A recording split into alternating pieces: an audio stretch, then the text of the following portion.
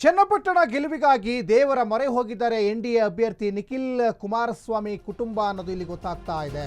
ಚನ್ನಪಟ್ಟಣ ರಿಸಲ್ಟ್ಗೆ ಇನ್ನು ಕೇವಲ 4-5 ದಿವಸ ಬಾಕಿ ಇದ್ದಾವೆ. ಚುನಾವಣಾ ರಿಸಲ್ಟ್ಗೋಸ್ಕರ ಇಡೀ ದೇವೇಗೌಡ ಕುಟುಂಬ ಶ್ರೀ ದೇವಿರಮ್ಮ ದೇವಸ್ಥಾನಕ್ಕೆ ಭೇಟಿಯನ್ನು ಕೊಟ್ಟಿದೆ.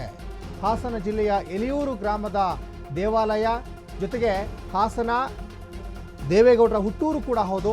ತಾಯಿ ದೇವಿರಮ್ಮನಿಗೆ ವಿಶೇಷ ಪೂಜೆಯನ್ನು ಸಲ್ಲಿಕೆಯನ್ನು ಮಾಡಿದ್ದಾರೆ. ದೃಶ್ಯಾವಳಿಯಲ್ಲಿ ಗಮನಿಸ್ತಾ ಇದ್ದೀರಾ.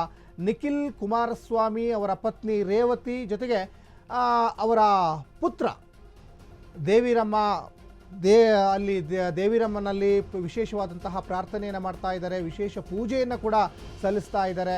ಒಂದಿಷ್ಟು ಹರಕೆಯನ್ನು ಕೂಡ ಕಟ್ಕೊಂಡಿರುವಂತಹ ಸಾಧ್ಯತೆ ಕೂಡ ಉಂಟು. ಹೇಳಿ ಕೇಳಿ ಹಾಸನ ನಿಖಿಲ್ ಕುಮಾರಸ್ವಾಮಿ ಇಡೀ ದೇವೇಗೌಡರ ಒಂದು ತವರು ಜಿಲ್ಲೆ ಆಗಿರೋದ್ರಿಂದ, ಯಾಕಂದರೆ ಗ್ರಾಮ ದೇವತೆಯ ಆಶೀರ್ವಾದವೂ ಕೂಡ ಬೇಕಾಗ್ತದೆ. ಹಾಗಾಗಿ ಎಲಿಯೂರು ಶ್ರೀ ದೇವಿರಮ್ಮನ ಆಶೀರ್ವಾದವನ್ನು ಪಡಿತಾ ಇರುವಂತಹ ದೃಶ್ಯಾವಳಿ ಕೂಡ ಗಮನಿಸ್ತಾ ಇದ್ದೀರಾ. ಭಾಳ ಹೈ ವೋಲ್ಟೇಜ್ ಕ್ಷೇತ್ರ ಚನ್ನಪಟ್ಟಣ ವಿಧಾನಸಭಾ ಕ್ಷೇತ್ರ. ಯಾರು ಗೆಲ್ತಾರೆ ಯಾರು ಸೋಲ್ತಾರೆ ಅನ್ನುವಂಥ ಲೆಕ್ಕಾಚಾರಗಳು ರಾಜ್ಯ ರಾಜಕೀಯ ಅಷ್ಟೇ ಅಲ್ಲ, ಸಾರ್ವಜನಿಕ ವಲಯದಲ್ಲೂ ಕೂಡ ದೊಡ್ಡ ಮಟ್ಟದಲ್ಲಿ ನಡೀತಾ ಇದೆ.